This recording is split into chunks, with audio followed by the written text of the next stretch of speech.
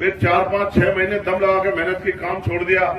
जो छोटा मोटा रोजगार करते थे, किताब पकड़ के बैठ गए कि भाई हमें पढ़ लिखना निकला है और हमें अपने माँ बाप की सेवा करनी है, कुछ पैसे कमाने हैं, तो नौकरी प्राप्त करनी है। आप यहाँ से अपने सेंटर गए, सेंटर जाके आपने पेपर दिया, पेपर देके आप खुश होते हुए निकले कि भाई अब नौकरी मिलेगी, अब माँ को कुछ, अब जेब में पैसे आएंगे तो माँ के आंसू पूछूंगा, बहन के सपने पूरा करूंगा, भाई को कुछ दूंगा, पिताजी को जो है अब बुजुर्ग बड़ी उम्र में उनको आराम का जीवन दूंगा। लेकिन जैसे आप बाहर निकले आपको पता लगा कि पेपर लीक हो गया, अब पेपर कैंसिल हो गया, बताओ क्या करो। दरोगा की भर्ती में आप देखो कैसे इसी सरकार में उत्तर प्रदेश की बसों में बैठ के जो है पेपर दिए जाते, गरीब का बच्चा करे क्या, सब कुछ अमीरों का तो हो गया।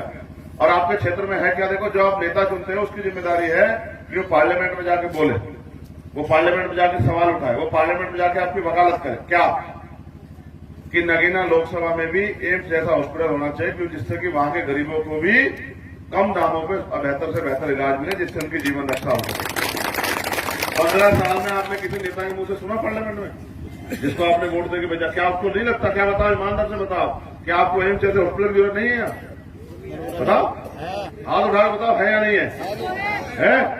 जैसे आप इस तरह से हाथ उठा रहे, ऐसे आपका नेता वहां जाके जबान वो भी चलाते। भाई जिसकी समस्या है वही तो बोलेगा, भाई जिसको तकलीफ होगी, दर्द होगा, वही तो दवा लेगा। अगर आपको कोई बीमारी नहीं है और मैं आपसे कहूं दवा ले लो तो लोगे क्या? तो आपने अपना काम वोट देके कर दिया, बाकी काम आपके नेता का है कि वो आपके क्षेत्र की समस्याओं को समझे। मुझे तो महापुरुषों के आशीर्वाद से मेरी खूब पहचान है। यही नहीं, प्रदेश के स्तर पे भी, देश के स्तर पे भी मुझे सारे कर्मचारी अधिकारी जानते हैं। मैं तो जिस दफ्तर में बैठ जाऊंगा, जिस काम के लिए, उसको करवा के छोड़ूंगा किसी भी कीमत पे, खाली हाथ नहीं उठ जाऊंगा। मैं तो इतनी ताकत रखता हूं। लेकिन आप ये बताओ, आपके पढ़े लिखे नौजवान बच्चे बेरोजगार घूम रहे हैं, बहन बेटियां। जब हरिद्वार देखा आपने, कितनी दूर है यहाँ से?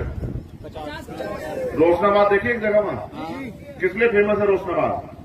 किसके फेमस है? हाँ, वहाँ 2 धंधे लगे हैं, वहाँ इंडस्ट्रियल एरिया लगा है। एक कंपनी में 8-8, 10-10 हजार लोग काम करते हैं और वहाँ कई 100 कंपनियां लगी है। सोचो आपके यहाँ 100 कंपनियां लग जाए तो 10 लाख बच्चों को रोजगार मिलेगा। लेकिन आपके नेताओं को कहाँ पता है कि इन बच्चों को रोजगार की जरूरत है? पढ़ लिख के जो माँ बाप ने खून पुलिस लगाकर वो कर दिए।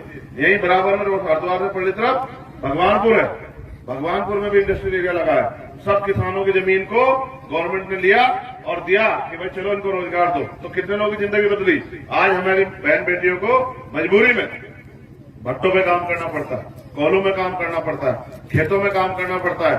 पशु पालते हैं हम लोग कि भाई कुछ दूध बेच के कुछ पैसे कमा लें। कब तक इससे कितने अमीर हो जाओगे? कौन सी सुखता ले लोगे? एक 4 रुपयों की गाड़ी नहीं खरीद पाओगे पूरी जिंदगी से, जब तक आप अपने बच्चों को कामयाब नहीं बनाओगे। कामयाब बनाने की जिम्मेदारी सरकार की है, लेकिन सरकार तो गरीबों की खाद उतारने में लगी। कैसे? 350 का सिलेंडर 1150 रुपए का देगी, 150 रुपए का आने वाला बिजली का बिल 600-700 रुपए का आएगा, 20 रुपए का आने वाला दवाई